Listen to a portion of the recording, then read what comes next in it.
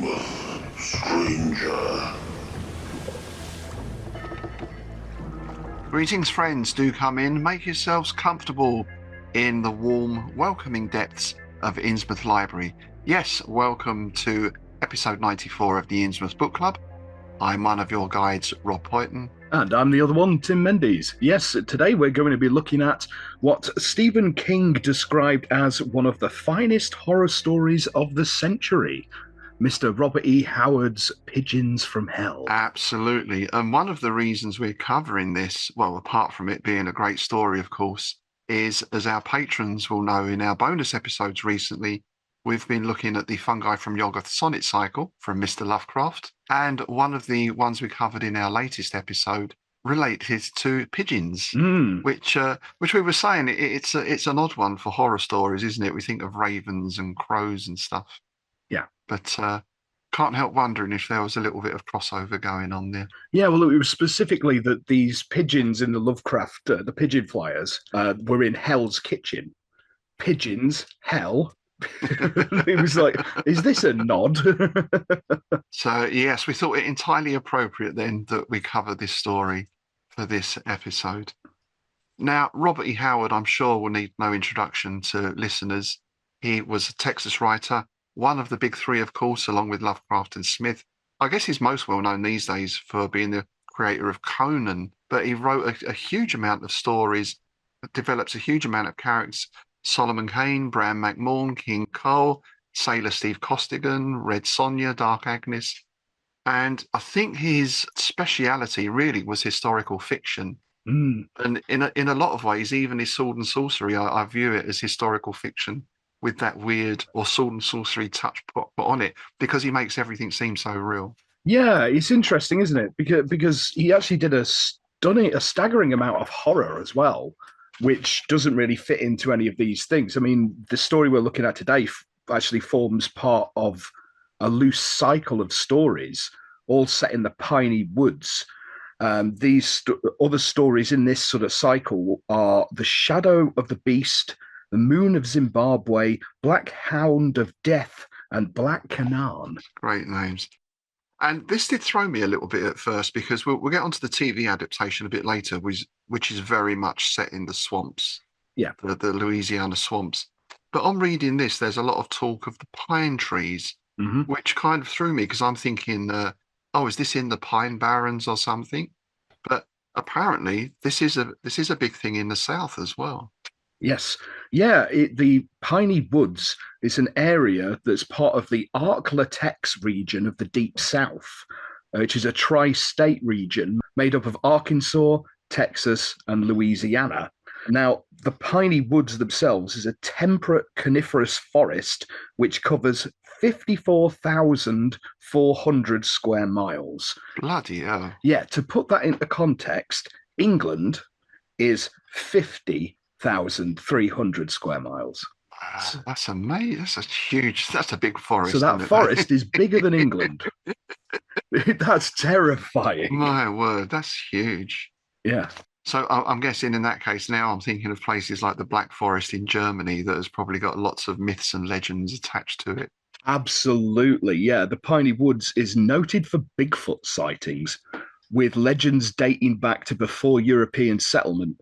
One of the most famous is the story of the. Now I'm gonna have to apologise for my pronunciation here, because obviously Northern British. The story of the Fook monster. I think that's how it's pronounced. Fouke. But obviously Fook in Manchester, Fook off, there you go. Yeah.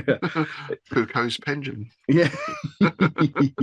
That's basically in southern Arkansas. A film, The Legend of Boggy Creek from 1972, is based on it. And there was a further 5 movies based on this legend. Apparently the area is the 3rd highest in the United States for Bigfoot sightings. Oh, wow. Yeah. Wow. Interesting. Yeah, and there's another cryptid seen in the area, the melanistic cougar. Melanistic cougar, is that like a sort of albino? No, it's black. Ah, right. Oh, the opposite Black then. cougar. Oh, right. Yeah. Now, the Fook monster is Sorry. It's by accent, isn't it? The Fook monster is also known as the Boggy Creek monster or the Swamp Stalker, Oh, which sounds like a Robert E. Howard story in itself, doesn't it? that's a good name, the Swamp Stalker. Yeah. Yeah. Now, it was first sighted in the early 70s and was said to have attacked a local family. It's described as a large bipedal creature with long, dark hair. Now, can I just say, I've never been to Fook. I've never attacked any families over there. Perhaps that's where your kin might have originally come from there. Yeah, it was a bit concerning, isn't it, really? Now, since 2013, the area has an annual festival called the Boggy Creek Festival. It has panels and presentations, and similar to the place that has the Mothman Oh, festival. yeah. Yeah. I love that over in the States. Like, they celebrate their cryptids and they have like monuments to it and festivals and stuff like that. I wish they did that over here, like Bodmin, the Beast of Bodmin and all that kind of stuff, right? Yeah, because I've never actually been, but I gather there's nothing at Loch Ness, right? There's not any sort of attraction or anything there. No, not really. No. I think for a while there was like a shop Right. that basically that sold a few Nessie hats and things like that. But apart from that, I don't know. Yeah, the other films in that series are the Legend of Boggy Creek, Return to Boggy Creek, Boggy Creek 2: The Legend Continues, Boggy Creek: The Legend is True, The Legacy of Boggy Creek, and Boggy Creek Monster, the last one being made in 2016. I'm sensing a theme. Yes. I love those titles. They just scream direct to video, don't they? Yeah. Those are the ones when back in the days of the video store, you're down on the bottom shelf, aren't you, by now? Yes. Seen that. Oh, what's this? 6 Boggy Creek films. Yeah. I do think Piney Woods is a great name as well. That should be an actor, surely. Hi, I'm Piney Woods. You may remember me from... Oh, Piney Woods. Sounds like a porn actor. Of course it does. Of course it does. Yeah. So there's plenty of local lore there for Howard to have drawn from, but also apparently he got a lot of the inspiration from this story from his grandmother. So once we've gone through the story, I'm going to do a piece on that because I found an excellent website, which I'll talk about a little bit later on. So we really are feeling this sort of almost folk horror connection, you think, here with Howard? Yeah, definitely. I mean, I think this really does touch on it because, I mean, obviously it has a lot of the sort of the voodoo stuff weaved into it, which you do see cropping up quite a lot in the Deep South, don't you? Especially in Louisiana. Yeah. There's a lot of it like throughout that area. So I guess it is picking up on local stories and traditions and, so yeah, I would call it folk horror. Yeah. Now, speaking of which, you mentioned the setting there, and of course, given the time, there is some objectionable language in this story, which of course we won't be repeating. Yeah. And I suppose we could say it is of its time. It is all from one particular character. That's just the way he speaks. But, it is there. We can't ignore that. Yeah. Obviously, this is I always think Howard is a bit of a different situation from Lovecraft, whose views we know. But nonetheless, we thought we'd just flag that up in advance in case you want to read the story and weren't aware that was in there. We should also give a spoiler alert as well. We are going to be revealing the twist at the end. Indeed we are. Yes. Right, so we'll get into the publication history then. It's quite a simple one, really. It's sad, but simple. Now, Pigeons was written in late 1934, but wasn't actually published until after Robert E. Howard's death. It was printed in the May 1938 issue of Weird Tales. Now, I've actually gone and had a look at the following couple of issues of Weird Tales and found some really nice little bits from readers from the Eerie, which is this is something I do with Strange Shadows with Clark Ashton Smith. I like to have a look to see if there was any reviews from readers to get a sort of a feel of how it was received at the time. And there's some great stuff here. First one is from a GH, who's a regular contributor to the Eerie. He's based in Chicago. This time, the late Howard gives Zuvembi in Pigeons from Hell. The pigeon theory is still a bit vague to me, but the gosh awfulness of the whole tale is too shuddery. One of those things that makes some folks have nightmares. Now, this is a nice one. It's from a H. Sivia in Palestine, Texas. So this is back to what we were just talking about the local connection, right? Thanks for a swell May issue. Everything in it is jam up. you gotta love the language, right? Always glad to see one of Howard's yarns in print. The background for his Piney Woods stories is always authentic. So there you go. That's interesting. Yeah. Now, we've got another one here from Donald V. Alagia from Licking, Missouri. There's some great names today, isn't there? There really is. Pigeons from Hell gets my vote for second place. It certainly makes one long for Howard to be back again. There's a story that really caused the goose pimples. Horrible and frightening are the words. A real weird tale. I couldn't agree more. And this is my favourite. Under the heading, Just Too Scary, Margaret Warren writes from Columbus, Ohio. Pigeons from Hell was just too scary, and me alone in a big house when I read it, and it raining too. I walked every stair with Griswell, and all night I heard steps in the hall and on the stairs. Me that's not afraid of anything. Or I always said I wasn't, but I should have read it on a bright sunshiny day. Virgil's drawing for it, those three awful things hanging, and that awful old crone sitting there breathing, evil as old as the world. I wonder what a person would do if confronted with something like that. I'll tell the world I wouldn't ever go back in that house. But men are supposed to have more courage than we weaker females. Ha! Nice, very nice. Quality stuff, right? That is, yeah. And I suppose this is, in a sense, a classic haunted house story, really, isn't it? With a few added twists. And I think the thing is with the pigeons, to me here, they seem to be very much Howard's version of Lovecraft's Whippoorwills. Yes. From the Dunwich Horror, the psychopomps, either carrying the souls or, as we'll see, believed to be the actual souls of the family. Yeah, I think that's a really good summation, and something that really lends itself to adaptations, which we will be looking at the adaptation from Boris Karloff's Thriller after we've covered the story itself. But it was also adapted by Joe R. Lansdale as a 4-issue Dark Horse comic starting in April 2008. So that's something I'm going to track down. And it's also been an episode of the suspense radio drama series. Because if you think about it, Pigeons, that coo, that's something they do really well in the TV thing, right? That noise, build it to a hypnotic rhythm.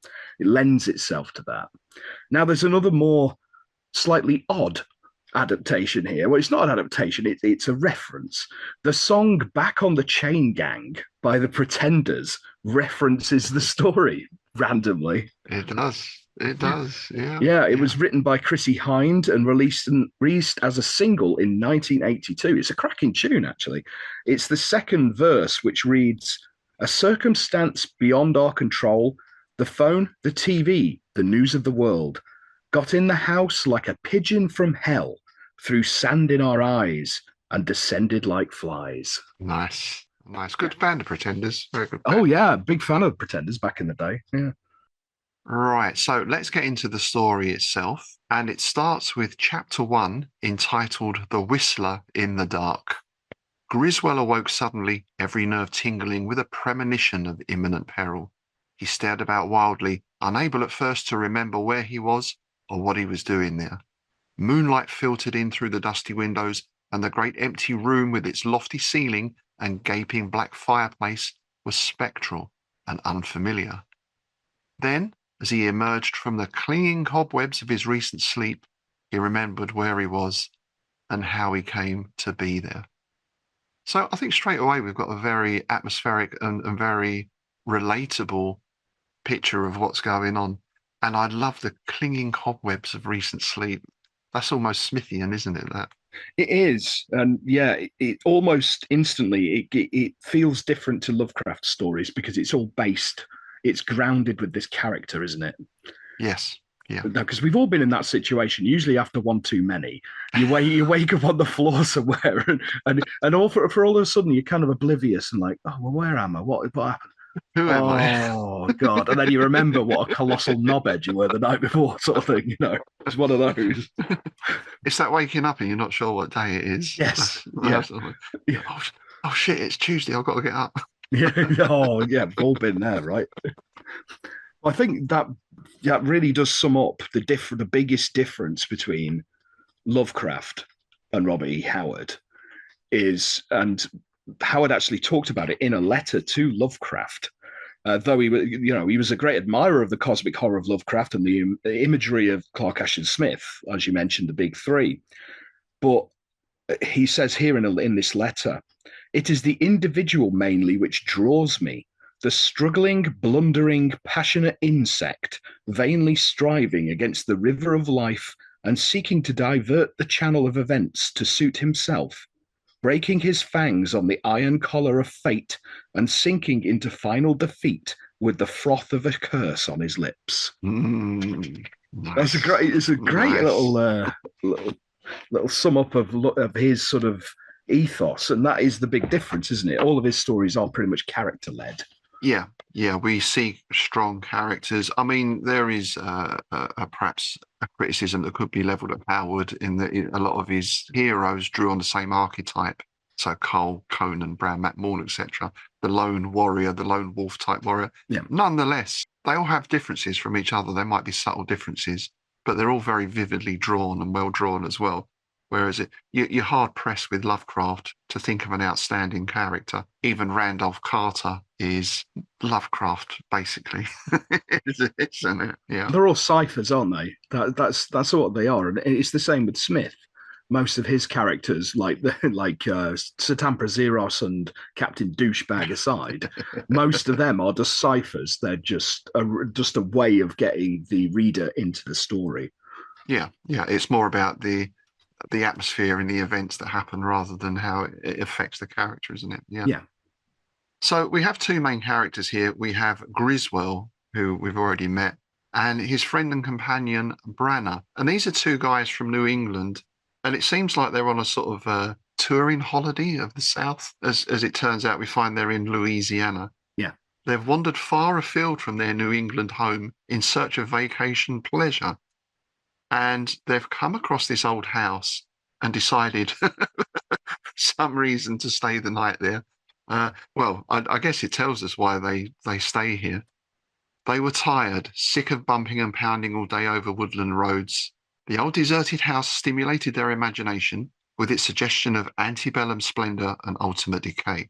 They left the automobile beside the rutty road, and as they went up the winding walk of crumbling bricks, almost lost in the tangle of rank growth, pigeons rose from the balustrades in a fluttering, feathery crowd and swept away with a low thunder of beating wings. So again, although you think pigeons, doves, fairly innocuous birds, in that setting and in the way they're acting, it's already a bit spooky, isn't it? Yeah, it's something we've discussed before, haven't we? I mean, I related a story when I was sitting in a graveyard in Pevensey, and there was a bunch of starlings sitting on the weather vane, and then all of a sudden, like some unheard signal, they all just went, woof, and I was like, what do they know that I don't? Yes. Yes. It's just unsettling, isn't it? What are they seeing? It's like when your cat stares at the wall, isn't it? Yeah, the dog's doing that, staring at the space thing, and then they suddenly freak out and run off. It's just like, okay, it's the damned thing, isn't it? It's Ambrose Bierce's damned thing. Yes, yeah. And Howard describes this house very well. And again, it really is, typical haunted house stuff. We've got cobwebs, there's dust. As the sun sank, darkness came quickly. The thick black absolute darkness of the pine lands. They knew that rattlesnakes and copperheads haunted southern forests. I think I have read in a couple of places Howard was not keen on snakes. They do feature a fair bit in his stories. By the way, if you want to read the best biography of Howard, you want Blood and Thunder by Mark Finn. That's an excellent biography. I'll put a link up to it in the show notes below. Ah, okay. I don't think I've not read that one. Yeah. Well, that makes sense. That's because there is a lot of snaky stuff in Howard's stuff. It was about Lovecraft and his fear of anything that lived in the sea, isn't it? Fear of anything and everything. Yeah. Well, yeah, And pretty much. everyone. Yeah. So Griswold feels that he's had a nightmare, and that's what's woken him up. And he has this vague memory of looking into a windowless room where 3 silent shapes hung suspended in a row. And abruptly he awakes, thinks perhaps did he see something on the stair? But then there's something more definite that happens. He hears this whistling. Yes. And this is something we see in a lot of weird fiction, right? It's the siren call again. We see it in Hodgson. We see it so many times, but it's always very effective because there's something primal about it to me. You hear this call and you respond. Or in the case here, Branagh responds and Griswold is sort of frozen in terror. Yeah. There's a lovely little paragraph here. It's this is something because Lovecraft's quote about Howard saying, "For stark living fear, what other writer is even in the running?" I think this sums it up nicely. It's an incredibly creepy passage. He was lying in his blankets, staring tensely through the dim door across the shadowy hall to where a beam of moonlight fell across the balustraded stair, some 7 steps up from the landing. And there was something on the stair, a bent, misshapen, shadowy thing that never moved fully into the beam of light, but a dim yellow blur that may have been a face was turned towards him, as if something crouched on the stair, regarding him and his companion.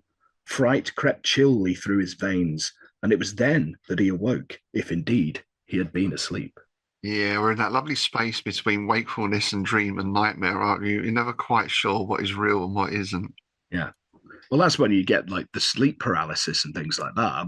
I mean, because that to me is one of those sort of sleep paralysis dreams, those night terrors, because they're always in that space when you're sort of coming out of your REM sleep into waking, isn't it? And you're sort of not quite awake, not quite asleep.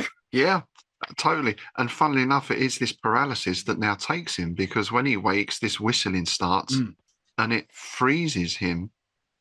It was the sound of whistling on the floor above. Eerie and sweet it rose, not carrying any tune, but piping shrill and melodious. A little Lovecraftian touch there, I think, with the shrill flutes and pipes. Yeah. But his friend Branagh, however, sits up. Well, he does more than sit up. He sits up, he stands up, his head turns towards the stair as if he was listening intently, and then he starts to walk upstairs in a quite leisurely fashion. And Griswold here is just, he cries out to him, but he's helpless to move. He can't move. Yeah, it is very much that sleep paralysis, isn't it? It's and his friend's almost somnambulist at this point. It's like sleepwalking, isn't it? It's, And I think Howard makes a lot of good use of sound. A lot of his stories, he makes very good use of colour. And of course, he's a great action writer. But this really, looking back on it, is full of great sound moments because that whistling sinks to a lower note and dies out. We get the stairs creaking under Branagh's measured tread, then the clump of his feet moving along the hall, then silence, then an awful scream split the stillness, and Griswold started up, echoing the cry. Yeah, it's brilliantly done. I noticed that. The other thing he does in this is the use of light. It's not so much colour. I mean, it could almost be black and white. It doesn't really mention colour at all, but apart from the yellow face. But it's all shafts of light and pockets of light and shadow. And that is the way to do a haunted house story, right? It's dark. Oh, yeah. You're just going to see it in shades of grey and just patches of light coming through windows and diffused through cobweb and all that kind of stuff, right? It's brilliant stuff. And that's something I think they picked up very well on in the TV adaptation as well, which obviously we'll get on to. It looks great. So, but then that's all horrible enough. But then we get this other silence, and then we get the footsteps resuming again. Branagh was coming back. He was not running. The tread was even more deliberate and measured than before. Now the stairs began to creak again. A groping hand moving along the balustrade came into the bar of moonlight. Then another. and a ghastly thrill went through Griswold as he saw that the other hand gripped a hatchet which dripped blackly. So he's not sure if this is Branner or not, coming down the stairs with a bloody axe. And so again, there's another level of horror, but then he ramps it up again because it is Branner and he's dead. Yes, I love it. Yeah. Then he saw Branner's face, and a shriek burst from Griswold's lips. Branner's face was bloodless, corpse-like.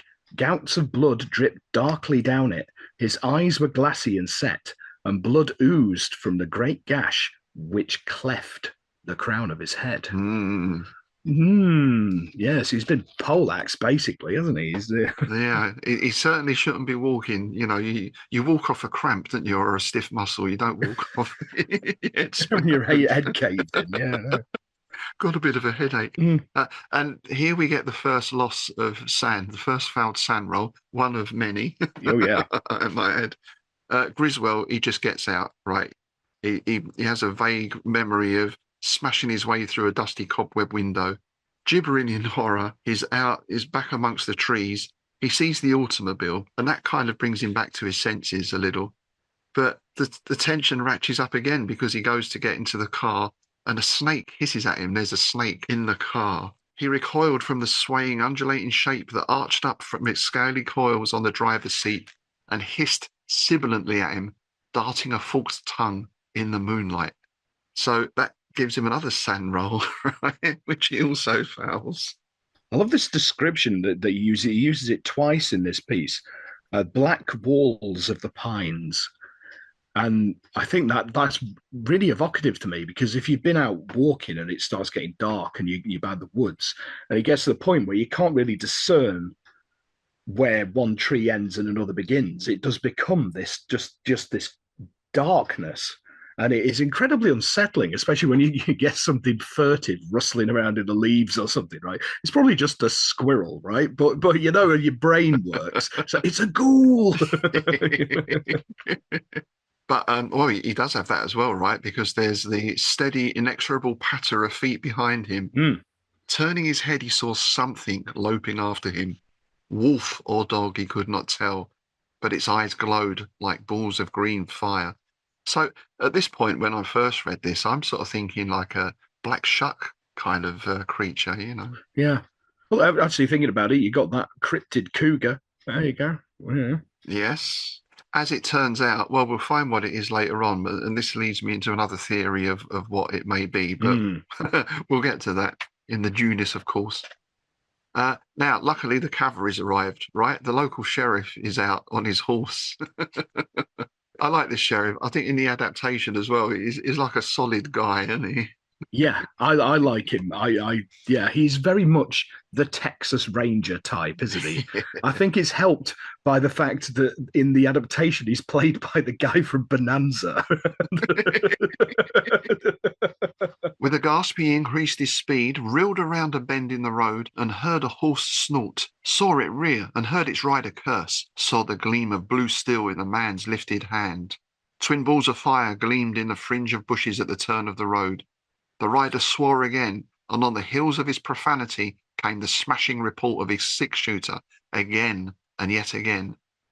The fire sparks vanished, and the rider, jerking his stirrup free from Griswold's grasp, spurred his horse at the bend. So this guy is like straight into action. The gun's out, boom, he's loosed off a few shots already. This is this is definitely an action man. This is not a fainting hero, is it? No, this is very much a Robert E. Howard character, not a Howard Phillips Lovecraft character who'd be fumbling around for his notebook and a stub of pencil and then faint or something like that, right? But yeah, I like the blue steel and all that. There's a reason they call him Two Gun Bob, right? Yes. This is what he really specialised in, right? This kind of action. Yeah, that two-fisted action. Rah, let's have it kind of stuff.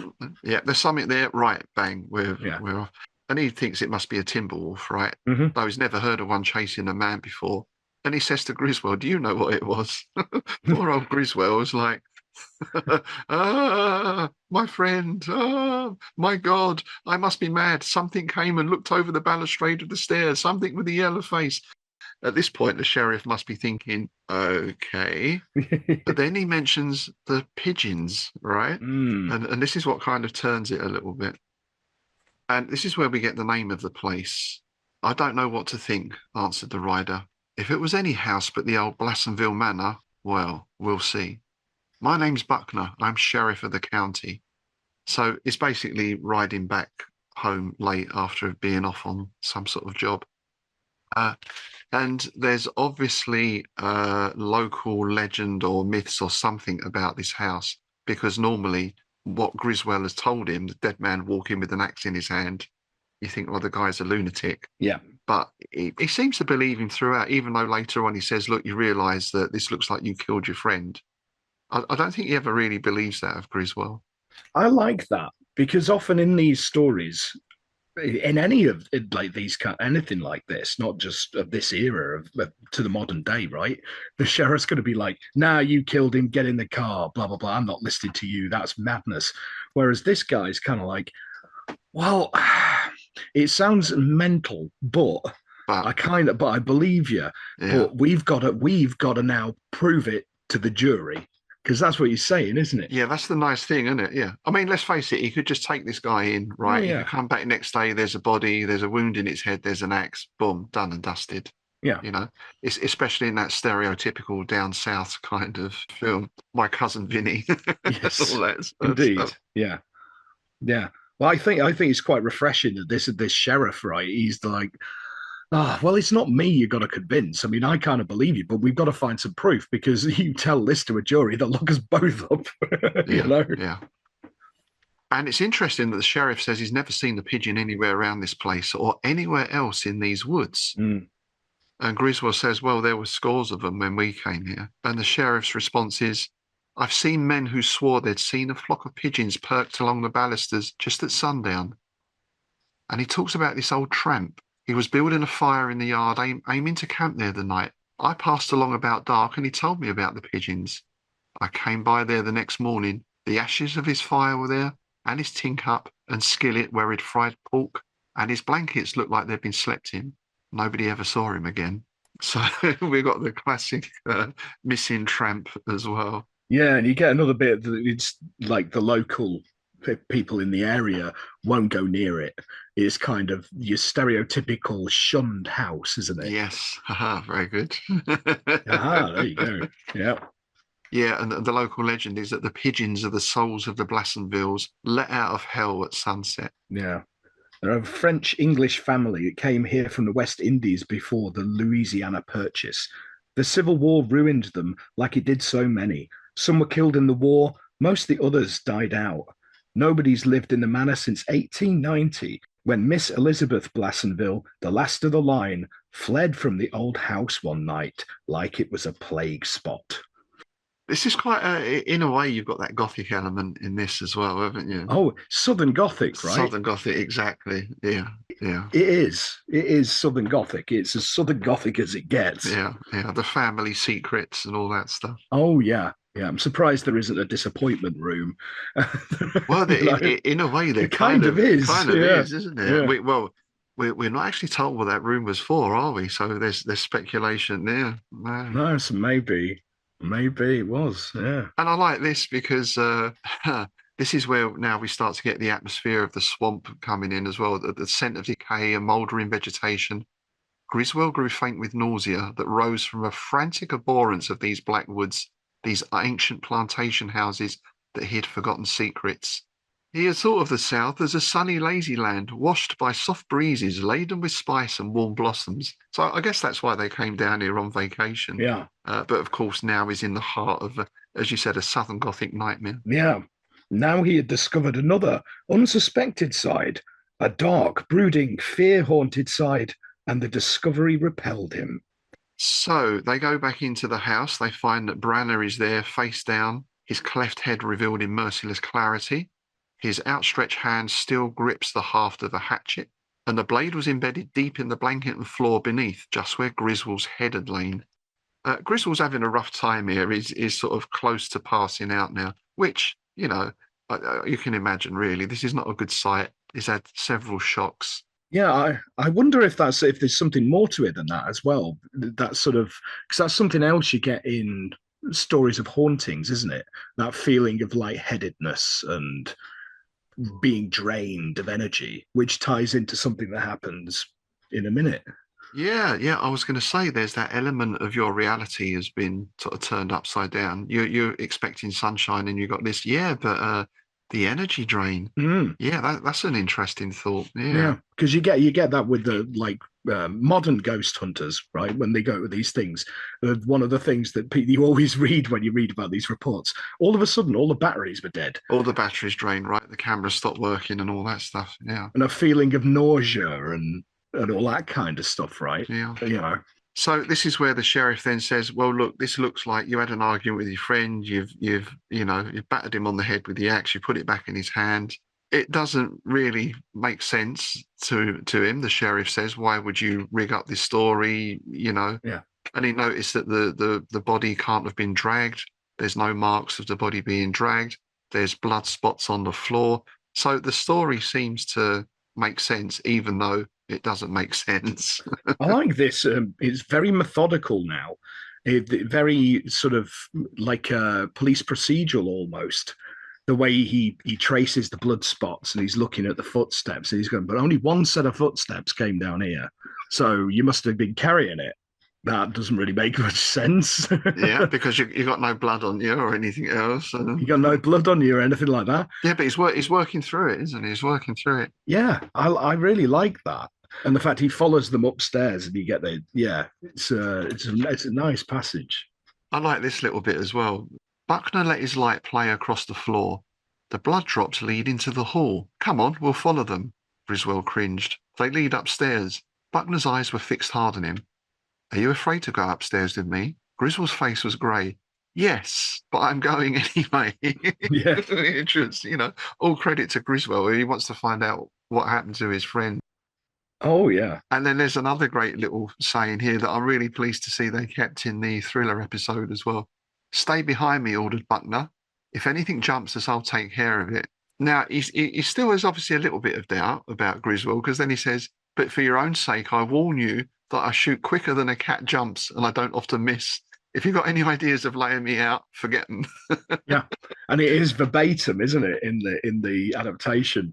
A lot of the dialogue is, to be honest. It's yeah. I love that, quicker than a cat jumps, because we've all seen that with a cat, right? You've seen one of those YouTube ones with the cucumber vertical take. Yeah. So then we get the second, I suppose, spooky scene where they go upstairs, and this is where we get that thing you mentioned earlier, because this is where the lantern starts going out as they approach a certain spot. Yeah, because they find prints on the landing. They're following the footsteps, and they get to a point where it's stopped. The footsteps stop, and there's blood. He says, "Well, this is where the deed happened, right?"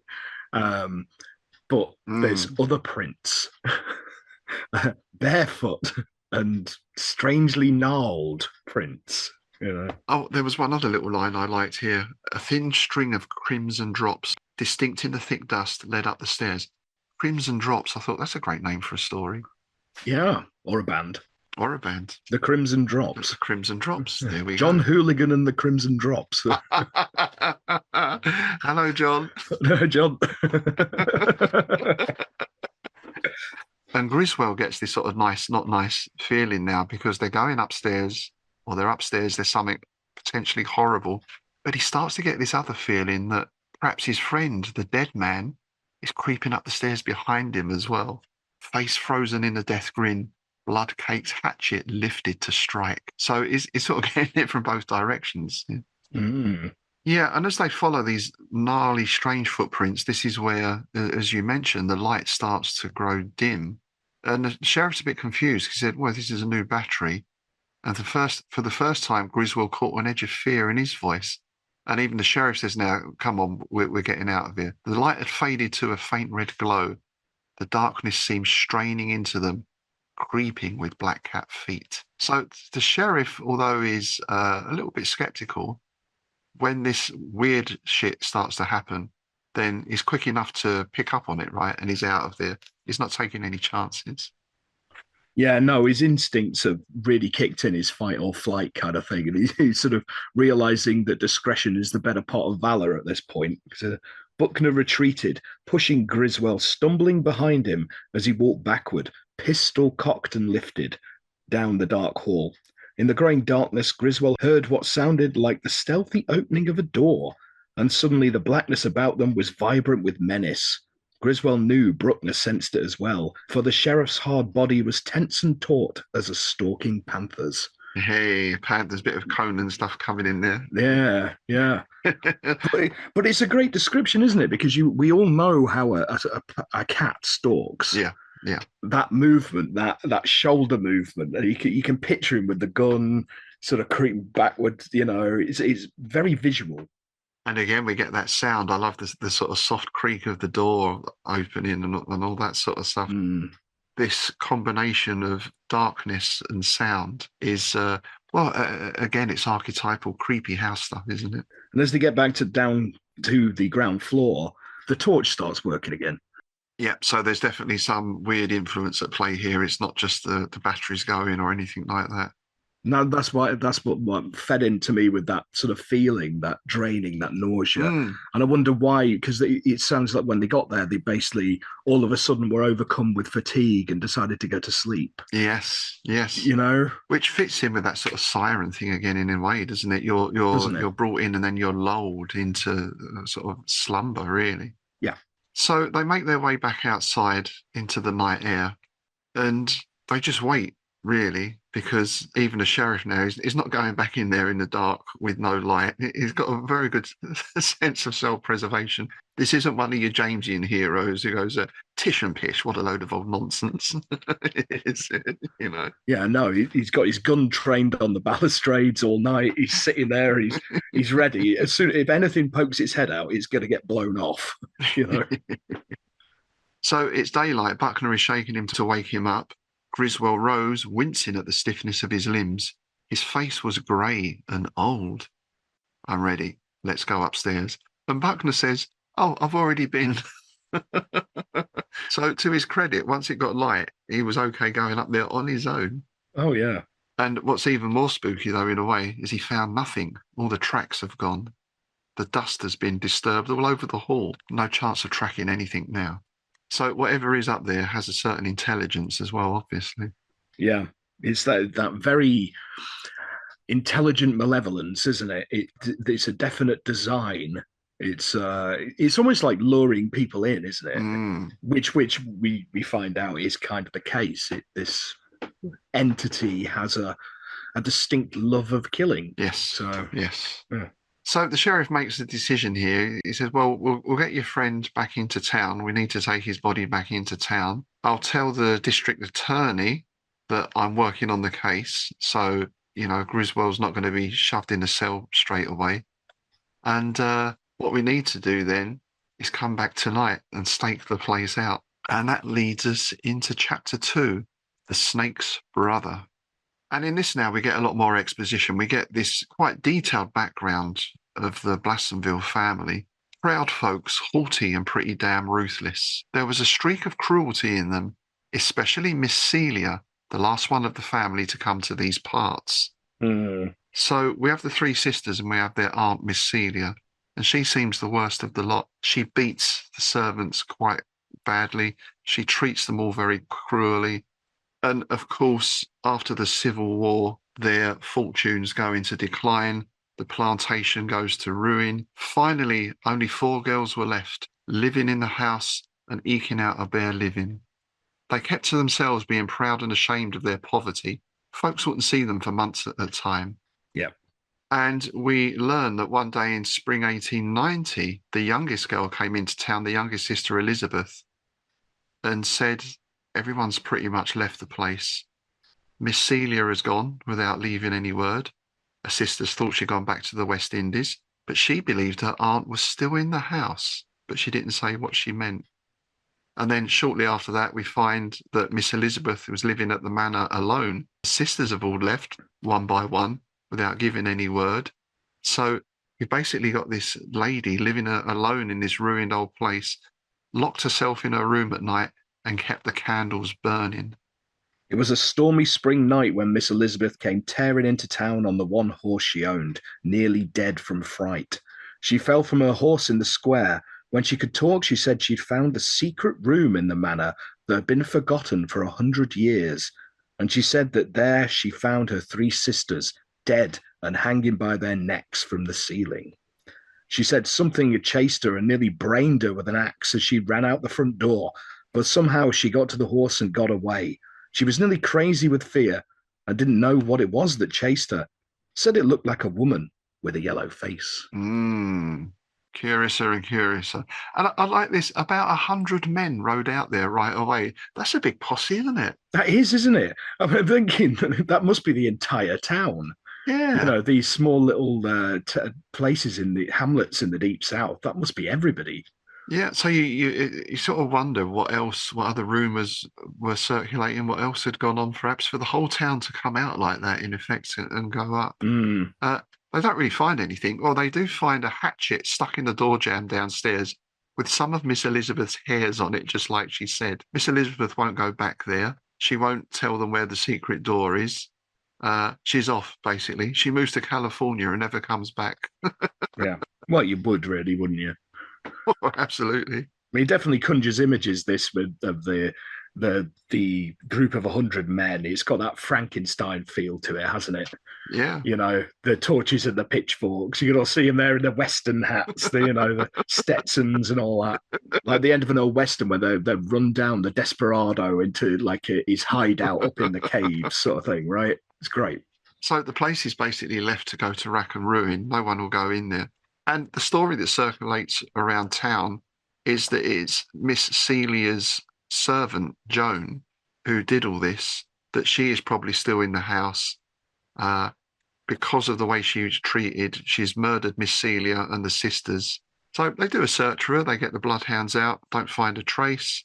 And of course, after a while, they think, well, no one can be living in the house because, what would they eat? How would they survive? And the years go by. And it gets sort of, I guess, like these things do, just pass down into the local law, doesn't it? Oh, don't go near that old house, it's haunted, sort of thing. Yeah. And this is where we get that the character that crops up in so many weird fiction stories. It's the old chap, the old rustic chap who knows more than everybody else. Yes, yes. And this is where we get the voodoo connection, right? Which I suppose is a bit of a trope in these sort of stories. But I suppose at the time this was quite a sort of fashionable thing in a way, wasn't it? White Zombie and all those sort of films were doing the rounds. Oh yeah, in the 30s and that. Yeah, White Zombie, Plague of the Zombies, all them Poverty Row horror movies. Yeah, there was loads of them. But I do like it that he does tie it in with New England superstitions as well. Yes. Because this is Griswold now. Voodoo, he muttered. I'd forgotten about that.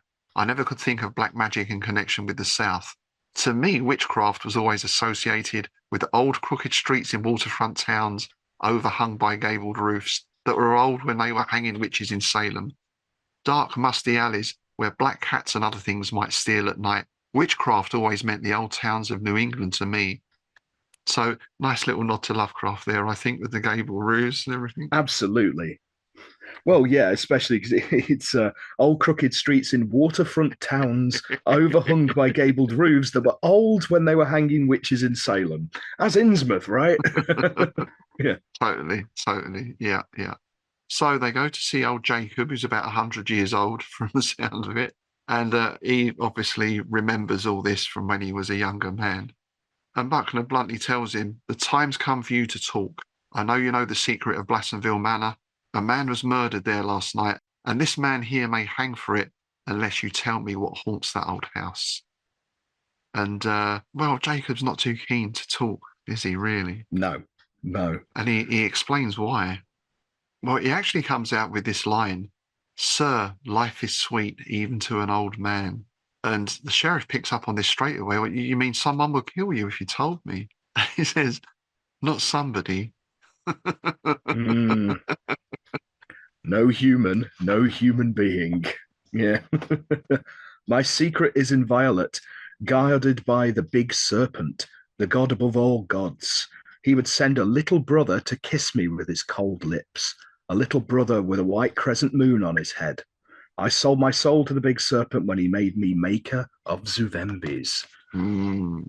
Now, brilliant stuff. Now, this is referencing the great snake Dambala, which is one of the most important loa or spirits in voodoo, Haitian voodoo, and other African religions. He's traditionally depicted as a great white or black serpent. And it also brings to mind Yig, doesn't it? You know, Oh yes, father of serpents. I yeah. wonder if, like Yig, well, let's face it, Yig was basically Lovecraft's take on Dambala. And of course, it was Howard who came up with the whole Serpent Man. I was going to say theory, but it wasn't the theory. It was the story that later became the conspiracy with your Shadow Kingdom and the Serpent Men and all that stuff. Yeah. Which in itself has become part of the mythos, right? Oh Really? yeah, no, it has, yeah, and it often gets tied in with Yig. Like, I mean, Yeah, I've done it. yeah, I've used the Serpent Men of being servitors of Yig and all that kind of stuff. yeah. And yeah, Zuvembi was actually an undead creature who has traded its human life for power over nature and was actually created by Robert E. Howard, which I Ah, didn't realize. I thought it was actually a thing, but no, they was actually created by Robert E. Howard. I never knew that. I never knew that. Yeah, and interestingly, in the 1970s, Marvel Comics used the term in place of zombie, which had actually been banned by the Comics Code Authority. In that was overturned in 1989, and zombie was again used with Zuvembi being retired. Um, yeah, the Comics Code Authority banned zombies, vampires, and werewolves in 1955. It's incredible, isn't it? And then not till 1989. Yeah, That's amazing. yeah. A publisher, Warren, got around this by printing in black and white and putting them out as magazines. Ah, right. Yeah, I've heard about this before. This, yeah, yeah, Yeah, essentially cutting the Comics Code Authority out of the picture. yeah. And this gave rise to the horror comics of the 60s, or horror magazines, as they were put out as, because they were printed on newspaper. Brilliant, brilliant. I love it. You got to find a loophole, right? Oh, yeah. Yeah, best examples are Vampirella and Creepy and Eerie. Mm. And Creepy and Eerie was so popular that Marvel and DC both wanted to get a piece of that horror pie. So that's why they started doing this and calling them zuvembies and Nice. all these sort of ways of getting around the comics code. It was really interesting. Yeah. It is, and that links us back directly to Howard as well, because when they first brought out Conan, the Savage Sword of Conan, which was most often direct adaptation of the Howard stories, complete with all the blood and gore and sex and everything else. Again, they couldn't put those out as comics, so that was a monthly magazine. Right. And I'm sure many collectors like myself have boxes full of these lovely old magazines that have great artwork by the likes of Barry Windsor Smith and John Buscema, but also lots of articles and interviews and other stuff as well. So yeah, they were magazines, and Yeah. of course they're full of all the gore and everything else that you get in Howard stories. Yeah. Yeah. Well, Dark Horse did do that, still do that. Them magazines that they'll have prose stories in there, but they'll also have comic strips and comic adaptations. And Yeah. I've got a brilliant one called The Starry Wisdom. It was put out. It's a tribute to Lovecraft, and he's got Alan Moore's one of his stories in there, one of his actual stories, not one of his comic strip things. It's got a J.G. Ballard in there. Oh, that's interesting. Yeah, it's really good stuff. Jacob explains all this, and he basically says, "Look, I can't tell you this because I'll die." They press him and press him, and they're going down this line of Joan, the servant, as the rumor was at the time, being the murderer here, and Jacob, he sort of starts drifting off a little bit. I mean, the guy is 100, right? I've not heard that name for the span of a generation. I seem to have been sleeping, gentlemen. I don't remember. I ask your pardon. I'm not sure if this is genuine or not here, or if he's still trying to sort of obfuscate, not really give away anything.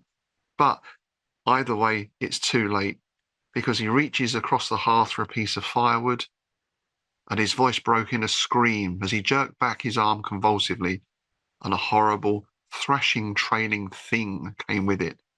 Around the voodoo man's arm, a mottled length of that shape was wrapped, and a wicked, wedge-shaped head struck again in silent fury.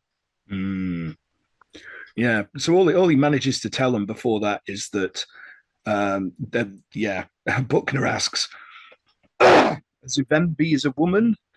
And he replies, was a woman.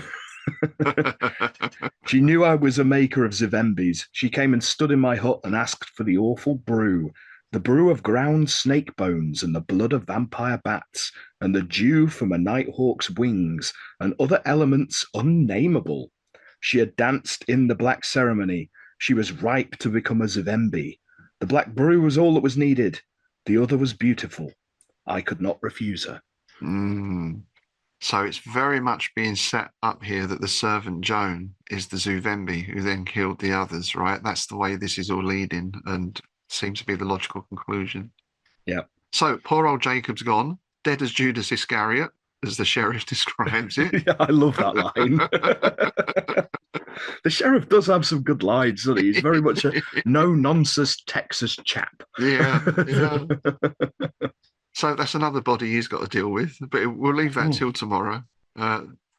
And Griswold is saying, he said the big snake will get him, but Buckner he blows this off a bit. There's the place is full of snakes. The cabin's warm. It probably crawled in, coiled up in the firewood. But then he does sort of say, but it did have a white crescent moon on its head, so he's still open to that supernatural explanation. And we're back at Blastonville Manor for Chapter 3, The Call of Zuvembi. Yeah. I love the end of that chapter, because as they're pulling up to the manor, look, he whispered from dry lips as they came to a halt beside the road. Buckner grunted. From the balustrades of the gallery rose a whirling cloud of pigeons that swept away into the sunset, black against the lurid glare. Nice. Yeah. Cloud of pigeons. It's a really nice line. Yeah, there's actually a band called the Cloud of Ravens, which I've always thought was a really good name for a goth band. That's good. That is good. Yeah, I like that. So they're back in the house, and this is where we get our investigative sort of part going on now, because this is where Griswold makes a spot hidden roll, and he finds, effectively, it's a journal or an old notebook. Yeah. Looks like a diary. The pages are covered with writing, but the ink is so faded and the paper is in such a state of decay, I can't tell much about it. And it looks like it's been thrown in the fireplace, but long after the fire was out. So he has a look through this, and I thought it was nice that this journal doesn't have the whole story in it, if you know what I mean, because you know what it's like. If you've got a notebook that you find in the back of your shed or something that's got a bit damp, you can't read anything generally. And quite often in these stories, you get the journal, 15th of May, 1847. Right? They read all the way through. So this gives them just enough to add a little bit of a clue what's going on. So he reads this entry, and this is obviously from Elizabeth. I know someone is in the house beside myself. I can hear someone prowling about at night when the sun has set and the pines are black outside. Often in the night, I hear it fumbling at my door. Who is it? Is it one of my sisters? Is it Aunt Celia?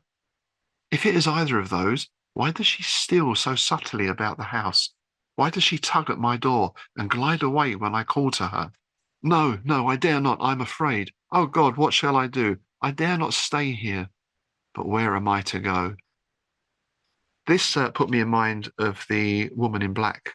I was just about to say, I was just, as you were reading that, I was like, this is so Woman in Black.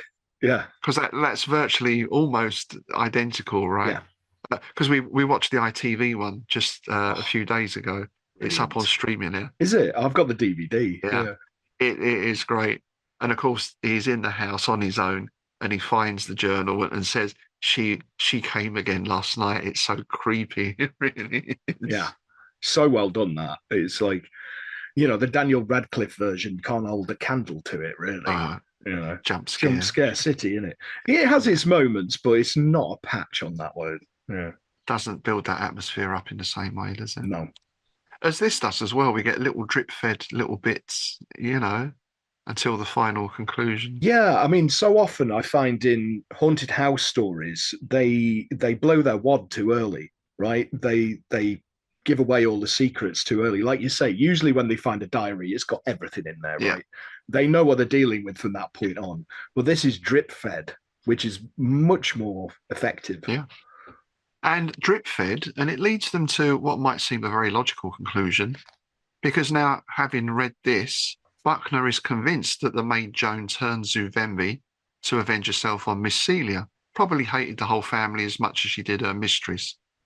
So all she needed was the black brew that she got from old Jacob. She turned Zuvembi, she killed Miss Celia and the 3 older sisters, would have gotten Elizabeth, but she managed to get away. And she's been lurking in this old house all these years, like a snake in a ruin. So Griswold then says, well, why should she just murder a stranger who happens to be here? And the sheriff says, well, you heard what old Jacob said. The Zuvembi finds satisfaction in the slaughter of humans. And I like after this explanation, and here the sheriff actually says, well, this is not a rational thing. This is outside the bounds of rationality. Let's begin our watch. And Griswold says, don't turn the lights out. Yeah, I know. I think that's what, back to what we're saying about like Howard's writing and that quote from that letter. It's so human, isn't it? And it's something that you don't get a lot in Lovecraft or even Smith. You don't get that very human reaction. Don't turn up the light. What we're going to do is sit here in the dark. Are you joking? Are you kidding? Yeah. Then we get the tension ratchets up again, of course. Outside in the woods, we've got a wolf howling, we've got the owls hooting, and silence fell again like a black fog. Griswold forced himself to lie still on his blankets. Time seemed at a standstill. He felt as if he were choking. The suspense was growing unendurable. The effort he made to control his crumbling nerves bathed his limbs in sweat. And here's where we get another Sandfowl moment. Yes. Yeah. Because from somewhere above rose a sound of weird, sweet whistling.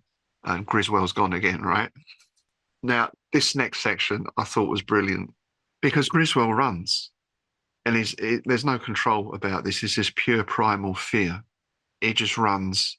And as he's running, there's a little bit of rationality left because he starts to think, if I'm outside, why can't I see the stars? Yeah. I seem to be going uphill. This is a swamp. There's no hills around here. And it takes a little while for him to realise he's actually going up the stairs. I thought that was great. Yeah, it's really nice, isn't it? Where was he? Awakening and realisation came like the stunning stroke of a butcher's maul. He was not fleeing along a road or climbing a hill. He was mounting a stair. He was still in Blassonville Manor, and he was climbing the stair. I love that. In italics, just to emphasise, I love that. Yeah. And even though that knowledge comes to him, he can't do anything about it. It's just being drawn forward. We don't know where Buckner is. He must still be asleep. Or perhaps like Griswold was before, he's frozen. It seems to freeze one person and lure the other one in. And then he sees it. He was tottering down the hallway. The whistling sank and ceased, but its impulsion still drove him on. He could not see from what source the dim glow came. It seemed to emanate from no central focus, but he saw a vague figure shambling towards him. It looked like a woman, but no human woman ever walked with that skulking gait, and no human woman ever had that face of horror, that leering yellow blur of lunacy. He tried to scream at the sight of that face, at the glint of keen steel in the uplifted claw-like hand, but his tongue was frozen. So there we go. He's been lured up to the landing. The thing is now before him with an upraised blade, and Griswold is about to get it. But of course, our doughty sheriff comes to the rescue. He's not frozen downstairs. Then something crashed deafeningly behind him. The shadows were split by a tongue of flame, which lit a hideous figure falling backward. Hard on the heels of the report rang an inhuman squawk. And Griswold basically falls over and covers his face. And the sheriff brings him round. Are you hurt? There's a butcher knife there on the floor. I'm not hurt, mumbled Griswold. You fired just in time. The fiend, where is it? Where did it go?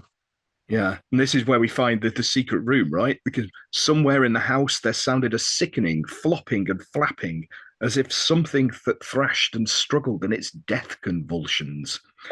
Yeah, so they go off to track it now, flashes light down the hall, and now it shone bright and clear, and it shone on an aperture gaping in the wall where no door had shone before. The secret panel, Buckner snapped. Come on. He ran across the hallway and Griswold followed him dazedly. The flopping and thrashing came from beyond that mysterious door, and now the sounds had ceased. Yes, so the secret panel is revealed, the little passageway into this room. It takes them into this room, right? As they describe it, the secret room of the Blassenvilles.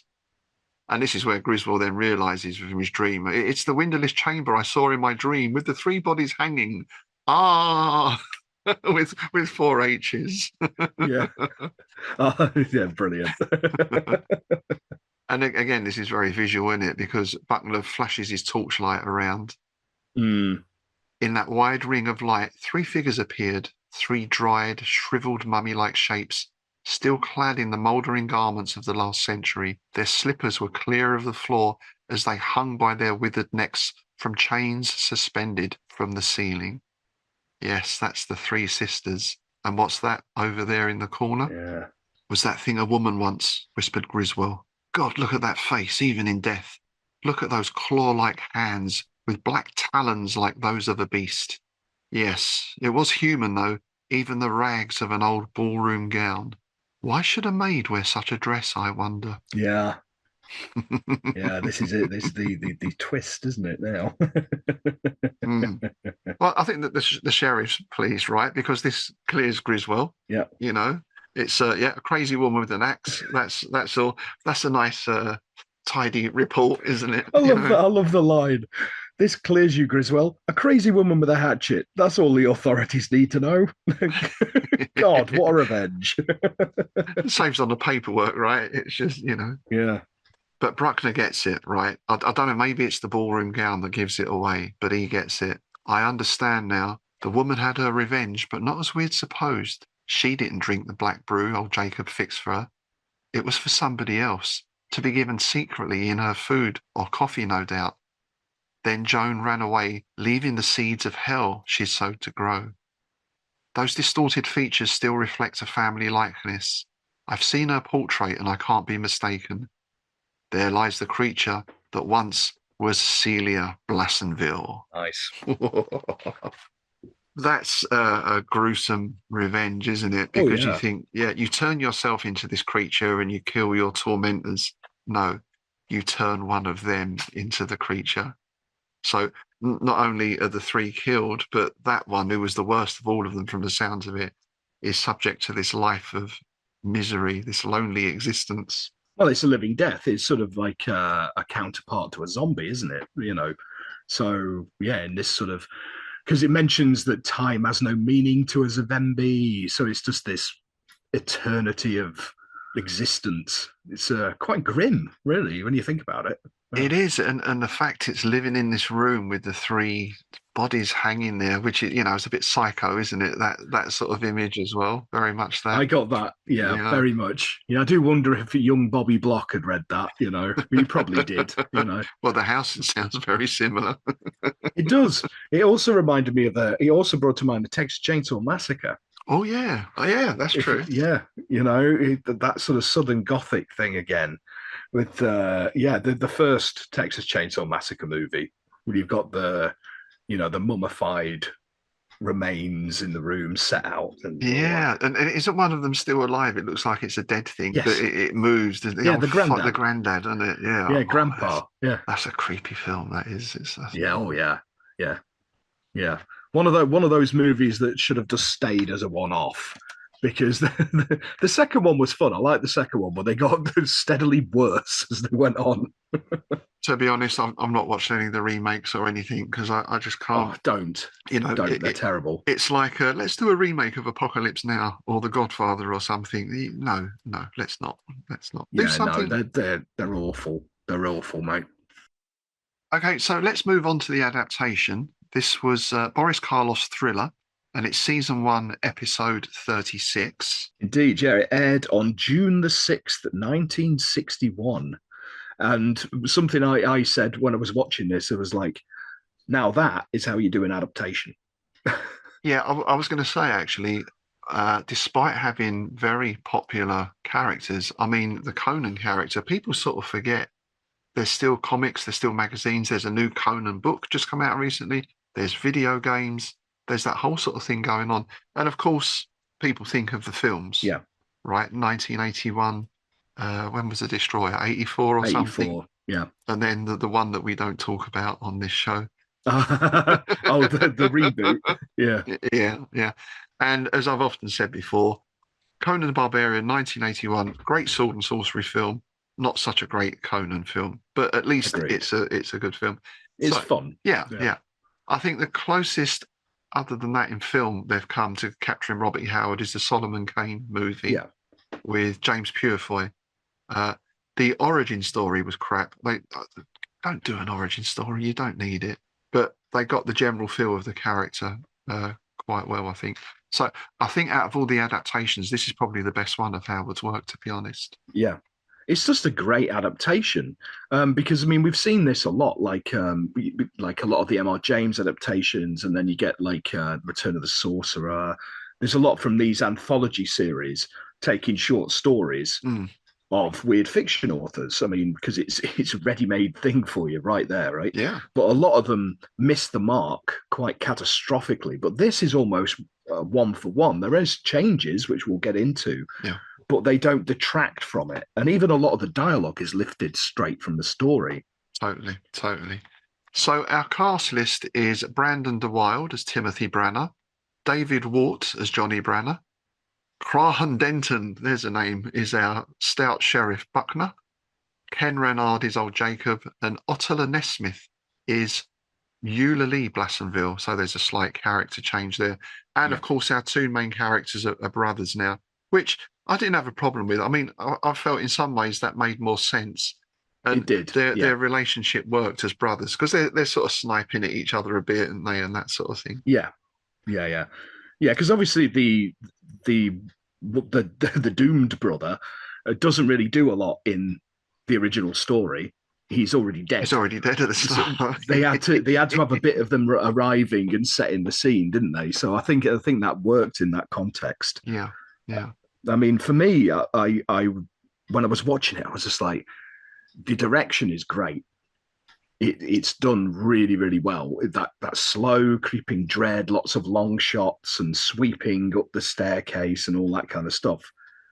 Now, and that actually stands to reason because it was directed by John Newland, who was known for One Step Beyond.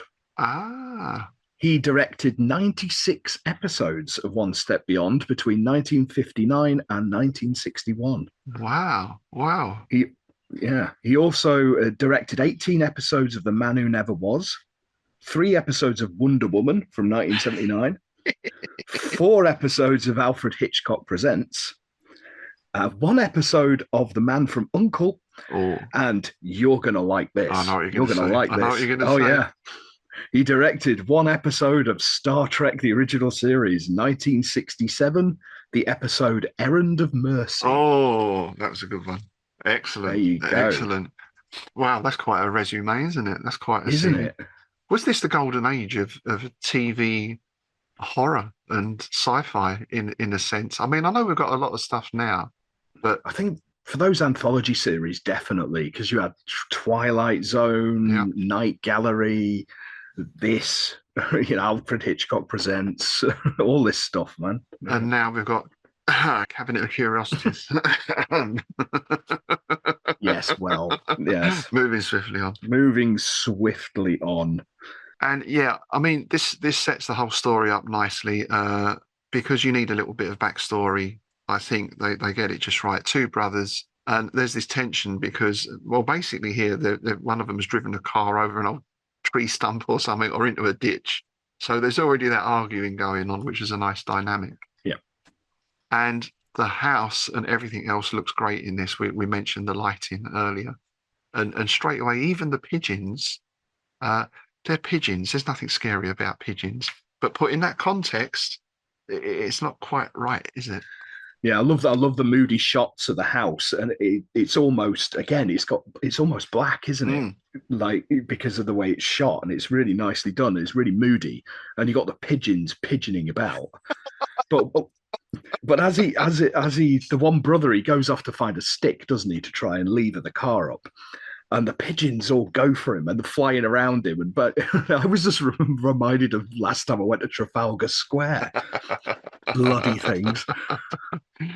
That was straight out of the Birds. I mean, actually, the Birds must have been after this because the Birds was in colour, wasn't it?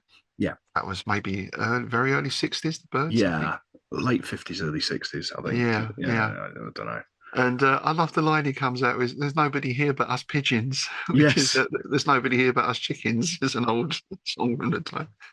Yeah. And there was that lovely, the whole set is really good, but there's that thing where the camera goes up the stairs and there's like a statue or something at the top of the stairs. Yeah. You're not quite sure. That was creepy. One of them old plaster busts, isn't it? Yeah. And then a camera pans across and you just see the door very slowly close at the top of the stairs. Very nice. Yeah. Well, the interiors and I think the exteriors as well were filmed at Review Studios in Hollywood. Right. I guess is this a black and white thing? Do you think they're able to capture that mood much better in black and white, much easier? Black and white photos have a certain tonal quality that you don't get with color always. Yeah, well, it's like I always found as a kid watching like Doctor Who, I always found the early like William Hartnell stuff, especially the very early 60s stuff, a lot creepier than the 70s stuff, which was because of the time and the color thing. It was all very bright and studio lights because they hadn't figured out how to alter the lighting from when they did black and white. So it was all overlit. That's true. I never thought of that. Yeah. Plus, I guess the lighting technology back then was pretty much on or off. Oh, that was literally it. It was lights on, lights off kind of thing, right? But the black and white, you got like that lovely shadow play. It's like them old Hammer movies and the old Universal movies that like Boris Karloff's The Ghoul, linking back to Boris. The use of shadow in that as he's going along the wall and the shadow lengthening and all that kind of stuff. You get a lot of that in this as well. Yeah. I just want to mention the music as well because I thought the music was very good for this. And apparently the music was by someone called Morton Stevens, who I've not really had time to research to see what else he did, but I thought that this was the whole package, visually and sound-wise. Everything was firing on full cylinders. Yeah, what I really liked was the use of the pigeon noise. It's like I mentioned earlier. So what they've done is they've got like, it's the same as like I'm recently doing backing for a song, doing backing vocals. And there's one bit I wanted it to sound almost like a football terrace chant thing. So I recorded the same two words in like 8 different pitches. Like, so I've got 15 versions of me saying the same thing, but each one slightly different, right? And it sounds like they've done that with these pigeons because it's like they're layering it upon layer. And you've got, the coo, and it's building to a hypnotic rhythm. And for some reason, my brain just started going, this is like early Pink Floyd. Well, I can see that because, of course, they started experimenting with those sort of sounds, and all the rest of it, the small furry animals and the pigs and all that stuff. Exactly. That's exactly what I was thinking. Yeah, it was almost like that. Yeah, which is, sort of trancey music, isn't it, really? I mean... Oh, it is, yeah. That was the days when, I never went to any of those concerts. I'm not even me, I'm not quite that old, but people used to sit on the floor to listen to the band, right? They'd be tripping out listening to the band. Yeah. So the story unfolds in pretty much the same way as you said. It's a very direct adaptation, really. I can't think of any other major changes at all. There was one nice bit that I'm not sure is in the original story. Maybe I missed it. When they find the piano downstairs, everything is dusty, but the piano keys are clean. That was a nice touch. Yeah, no, that's an addition. I liked that. One of the other changes was that the whistle has been changed from a whistle to your traditional siren song of a woman going. Ooh. So again, with that, it was like this. Now it's got Dark Side of the Moon. Well, that did put me in mind of Star Trek. That kind of wasn't it? Yeah. And I'm sure in Star Trek episode somewhere there's pretty much that same sort of call as well. The lure. Yeah, and one of the other major changes was that when he first runs from the thing, instead of the sheriff appearing on his horse, he falls over and brains himself, and he gets found by a hunter. And this hunter chap sort of scoops him up and takes him to his cabin and goes and gets the sheriff. So he comes around on this bed. Yeah. And I thought this really added something, because you got the reaction of this hunter chap. He's pretty much a silent character. But as he's talking, and he's talking about the pigeons and all this, and you can just see him getting more and more edgy. And as the sheriff goes, right, well, we'll go and check it out. Come on, then. I can't remember the name of the hunter, right? Oh no, I do. He was called Howard, which had to be a nod, right? Robert E. Howard. Of course, had to be nice. But nice. Again, that flash of local knowledge, because Howard the hunter. He bollocks to that. He legs it. He's off, isn't he? It's really on his toes, isn't he? He doesn't say, "Oh, I've got something to do." He's just the boom. He's gone, isn't he? Which is great, because it really sets that tone, doesn't it? Of like, oh shit, yeah. I think you're right in storytelling terms. That does work better than just It's a bit. Oh, you just by chance you bump into the guy when he's out on his. I mean, it's not a bad thing, no. But yeah, I think that does help. I just think for a visual medium, it works much better.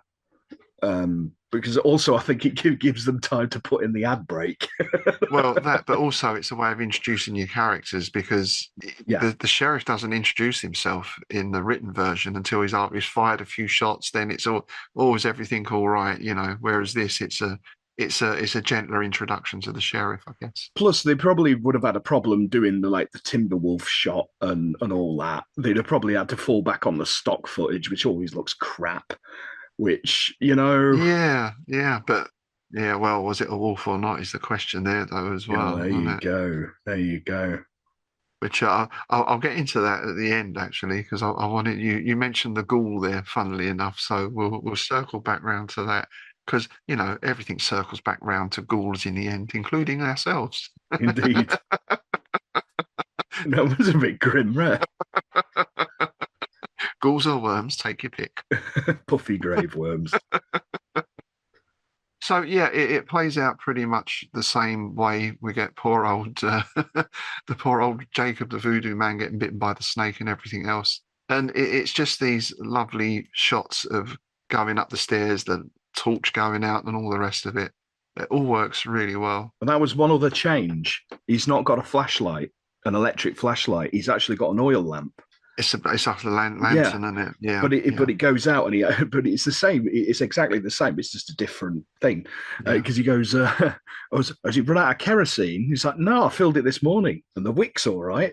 So it's exactly the same as like, oh no, I changed the batteries this morning. But I think it's just more visually, aesthetically pleasing. Yeah. One of them big old hurricane lamps.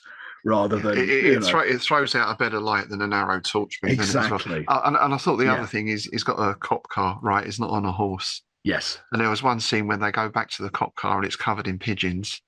I've written here, pigeons on the car. Nice touch. Yeah. I've written poop. Because you know what it's like. You clean your bloody car, you park it outside. There you go. Direct hit. Yeah, because that's when they come out of Jacob's hut, isn't it? They've just been thoroughly shaken by his story and obviously his death by serpent. And then they come out and there's cars covered in bloody pigeons.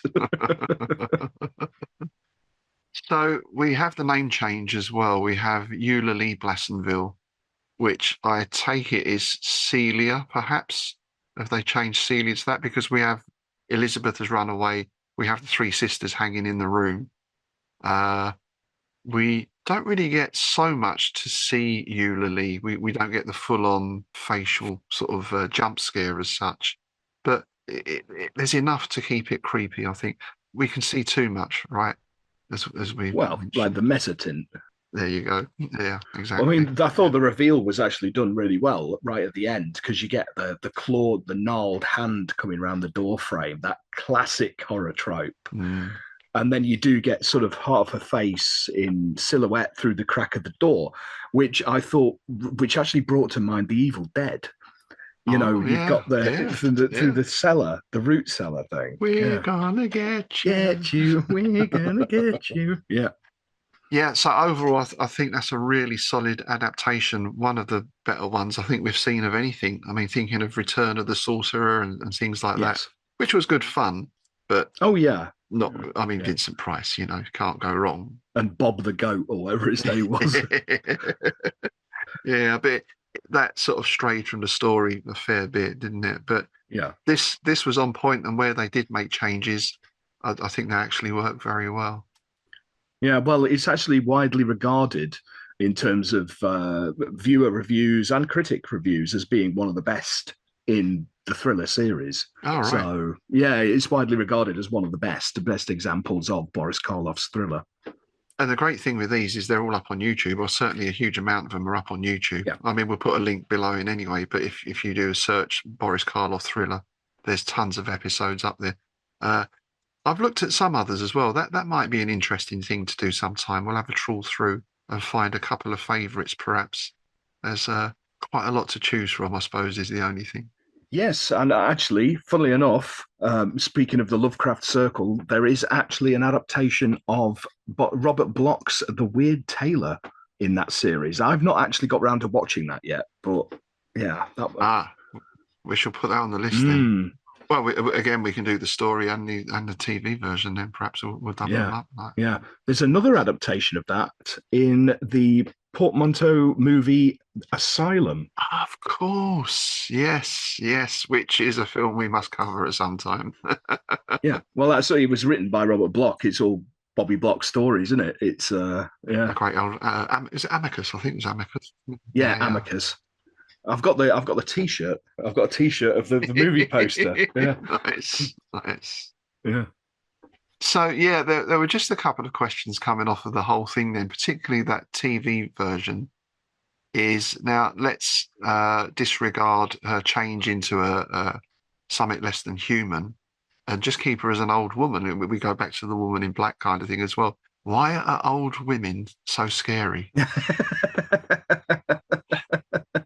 Is this a childhood thing? Because I can remember being a kid in certain places and certain situations being absolutely terrified when an old lady would sort of come and bend over you. Yeah.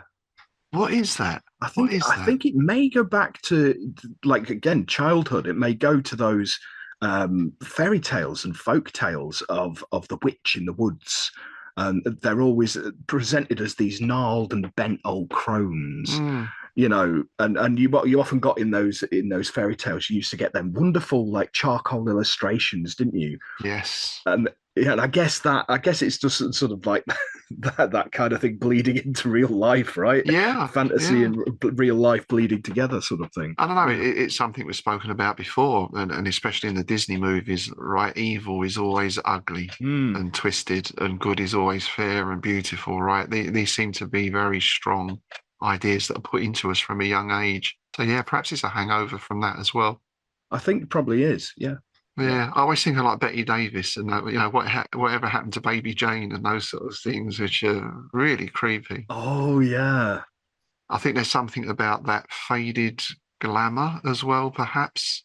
The Cruella de Vil effect. Yeah, where the makeup and everything is really overdone in an attempt to sort of stave off the years or something. I mean, I suppose in a sense, the modern version are some of the extremes of plastic surgery and stuff, right? I guess so. I guess that is the sort of modern equivalent. Yeah, interesting, isn't it? Uncanny Valley. Yeah, yeah, it's strange, isn't it? Yeah. Mm. So I'd be interested to hear any listeners' thoughts on that, because none of us are getting younger either. No. So that was the first thing. Then the second thing is we had this idea of him being chased by a dog or a wolf, and I mentioned the black shuck thing. And then the other little mentions of the claws and the face. Is she a ghoul? Is she a Lovecraftian ghoul, do you think? That's kind of where I thought it was something very similar because again, zombie, ghoul, zuvembi, it's all kind of interchangeable, really, isn't it? Yeah, It's got yeah. that. Whereas a zombie is a mindless thing, a zuvembi is very much like more like a ghoul. That it's is it dead? Is it alive? Is it? It's Yeah, sort of lives eternally feasting on human flesh, kind of thing. It's it mm, does very much have that feel about it, doesn't it? I wonder if this is a little a Howard nod to Lovecraft's ghouls, yeah, because as we've said before, with that, how ghouls are made is quite unclear. There seem to be a few various methods, none of indeed. which is particularly wholesome, No, right? no, None of which is, sort of dinner time conversation. no. Stuff. Well, I thought Caitlin Arcana did a good take on that with her Daughter of Hounds Yes. novel. I thought that was that quite grim. Well, most of Caitlin Arcana stuff is incredibly grim. Well, exactly, exactly. I have to say, I think out of all of Lovecraft's creations, the ghouls are my favourite in many ways. Uh, I think Mm. from a creative point of view, they give you a lot of rich ideas to play with. Yeah, you can do a Uh, lot with ghouls. I mean, I've done a lot with ghouls. I've done enough short ghoul stories to fill a collection, I think, at this point. well, there's a thought. We were thinking of ideas for the next Innsmouth Gold anthology, weren't we? So Yeah, yeah. I think top of the list at the moment is Smithian, like Clark Ashton Smithian, but maybe a ghoul collection, cool ghouls. Who Yeah. knows? Ghouls on film. Uh, Hey, no, if we do it, I am doing it. If you do a ghouls anthology, I'm writing a story called Ghouls on Film, I've got to do it now just to see that story, just to see what you come up set in with. the Now, 1980s on a yacht. oh, yes, yes, yes. Well, anything that involves Duran Duran meeting ghouls, I'm up for Yeah, there reading you go. There you go. that. So I mentioned at the start that Howard most likely got the idea for this story from his grandmother.